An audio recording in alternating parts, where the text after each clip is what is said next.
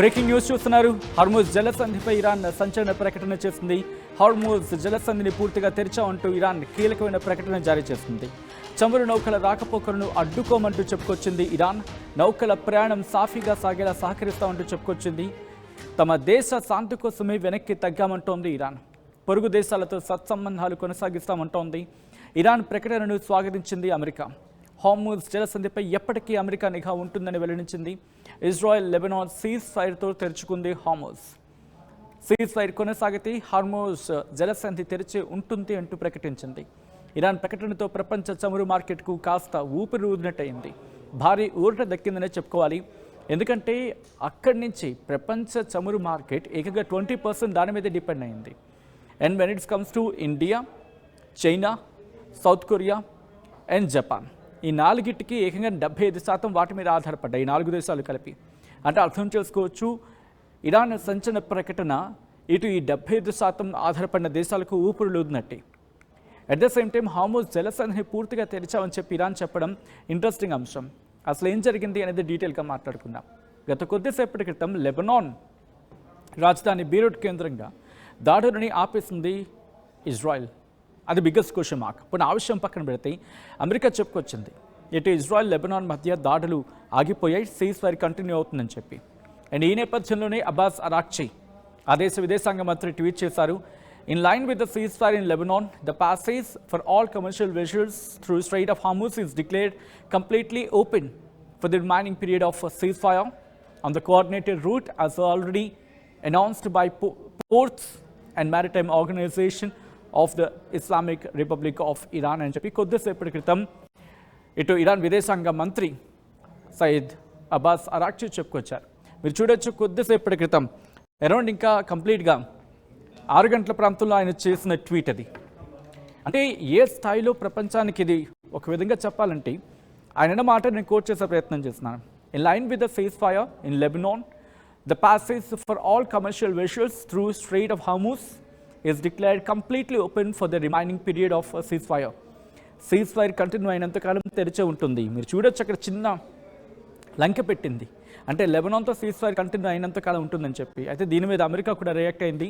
The straight of Hormuz is completely open and ready for business and full passage, but the naval blockade will remain in full force and effect as it pertains to Iran only until such time as our transactions with Iran is 100% complete. This process should go very quickly in that most of the points are already negotiated. Thank you for your attention to this matter, President Donald J. Trump.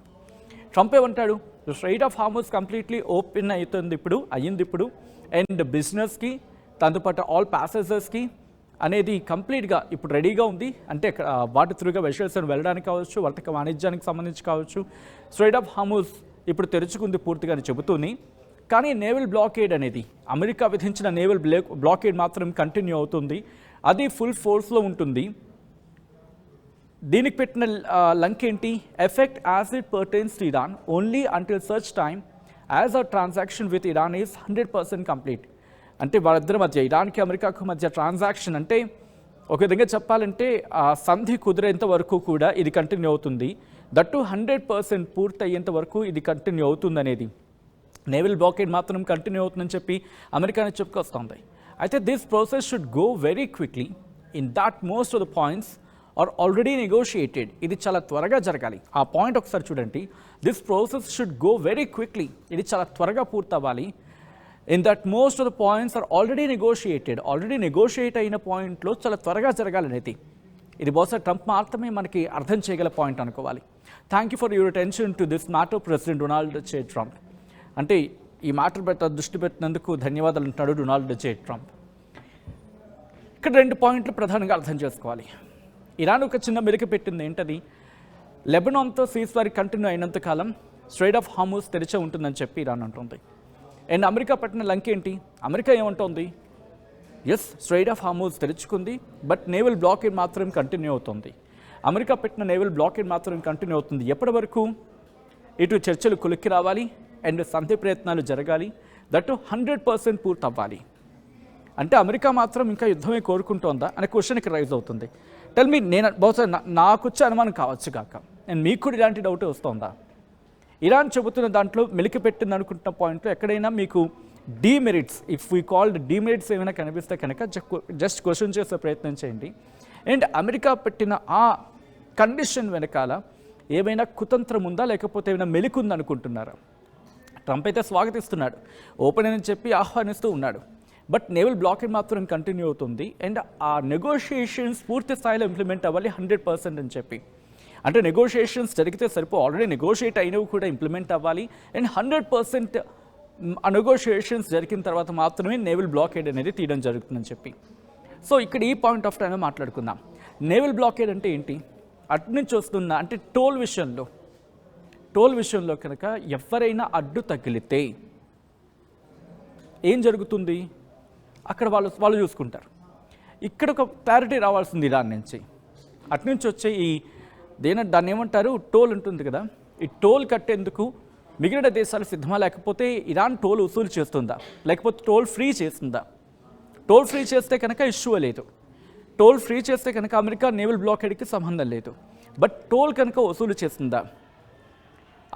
ఏ దేశం vessel అయినా కూడా, ఇప్పటికైతే భారత్కి మినహాయింపు ఇచ్చింది, బహుశా China కూడా ఆ కోవలోకి చెందినట్టుంది. సౌత్ కొరియాతో కూడా బహుశా అలాగే ఉంటుంది. అండ్ ఆబ్వియస్లీ జపాన్కి సంబంధించి మాట్లాడుకుంటున్న క్రమంలో కూడా. అయితే ఇక్కడ మాట్లాడుకుంటున్న సందర్భంలో ఏది బ్లాకేడ్ గురించి అమెరికా నేవీ ఏమంటుంది, ఏ దేశమైనా కూడా వీళ్ళకి టోల్ కట్టి బయటకు వస్తే కనుక వాళ్లకు సంబంధించి ఆ విషయాల్ని మేము బ్లాక్ చేస్తాం, లేకపోతే ఎలిమినేట్ చేస్తాం. ట్రంప్ చేసిన ట్వీట్ని ఇక్కడ కోట్ చేస్తున్నాను, ఎలిమినేట్ చేస్తామని చెప్పి ట్రంప్ చెప్తున్నాడు. అంటే వాటిని పూర్తిగా పేల్ చేస్తాము, లేపేస్తాము, వాట్ ఇట్ మేబీ ఆయన భాషలో చెప్పాలంటే పూర్తిగా దాన్ని పేల్ చేయడం. అది జరుగుతుందా? లేకపోతే నేవల్ బ్లాకేడ్ జస్ట్ అలాగే ఉంటుంది? ఒకవేళ ఎప్పుడైనా సీజ్ఫైర్ వైలేషన్ జరిగి ఇరాన్ కనుక ఇక్కడ టోల్ వసూలు చేసేటువంటి ప్రయత్నాలు జరిగితే కనుక అప్పుడు నేవల్ బ్లాకేడ్ వెళ్తుందా? ఇక్కడ రెండు విషయాలు కూడా క్లారిటీ రావాలి. డీటెయిల్గా మాట్లాడుకుందాం. ప్రస్తుతానికైతే ఏదో అంటూ ఉంటారు కదా, కాస్త ఊపిరి పీల్చుకునే సందర్భం అని చెప్పి అలాగే చూడాలా. నా కొలీగ్ నందు జాయిన్ అవుతున్నారు మరి డీటెయిల్స్ అందించేందుకు. నందు, స్ట్రైట్ ఆఫ్ హార్మూజ్ అయితే ఓపెన్ అయింది, అన్ని సమస్యలు కొలుక్కొచ్చాయనుకోవాలా, లేకపోతే ఇంకా ఆ సందిగ్ధత కావచ్చా, లేకపోతే ఆ లంకె పాయింట్లో ఒక 2-3 కనిపిస్తూ ఉన్నాయి కదా, వాటికి సంబంధించి ఇంకా చిక్కుముడి వీడాల్సిన సందర్భం ఉందనుకోవాలా నందు? అంటే స్ట్రైట్ ఆఫ్ హార్మూజ్ ఓపెన్ అయింది అనేది ఖచ్చితంగా ఇటు ఇరాన్ ప్రకటించింది, అలాగే ప్రకటించాడు, వాళ్ళ విదేశాంగ శాఖ ప్రకటించింది, మరోవైపు అమెరికా ప్రెసిడెంట్ కూడా ప్రకటించాడు, ట్రంప్ కూడా. కాకపోతే మీరు చెప్పినట్లుగా ఇది పూర్తిగా ఇక్కడతో అయిపోయిందా సమస్య అంటే ఖచ్చితంగా అవ్వలేదు. స్టిల్ చాలా ప్రాబ్లమ్స్ ఉన్నాయి, పెండింగ్ లో ఉన్నాయి. ఎందుకంటే ఇంకా డిస్కషన్స్ అవుతున్నాయి, పీస్ టాక్ అవ్వాల్సి ఉంది, పెండింగ్ ఉన్నాయి. అండ్ ఇక్కడ ఫస్ట్ ప్రధానంగా రావాల్సిన అంశాలు, ఒకటి టోల్ ట్యాక్స్ కి సంబంధించిన విషయం. టోల్ ట్యాక్స్ కి సంబంధించి ఇంకా పూర్తి స్థాయిలో క్లారిటీ రాలేదు సచిన్.